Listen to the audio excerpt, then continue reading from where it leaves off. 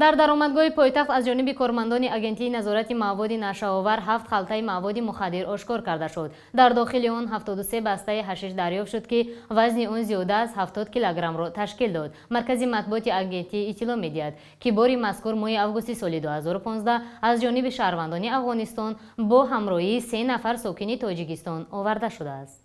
طبق نقشه جنایتکارانه مواد نشه‌آور اول به ناحیه همدانی آورده شده، بعدا باید به پایتخت انتقال داده میشد. اما در نتیجه اندیشیدن چاره‌های پیشگیری کننده 2 نفر شهروند تاجیکستان که در انتقال جلب کرده شده بودند از طرف کارمندان اگنتی دستگیر کرده شدند. ضمن ذکر می‌گردد که از روی حادثه مذکور پرونده جنایی آغاز گردیده تفتیشات در این سمت دوام دارد. مقامات برای دستگیر نمودن اعضایان باقی مانده گروه جنایت پیشه را چاره‌ها اندیشیده ایستاده است.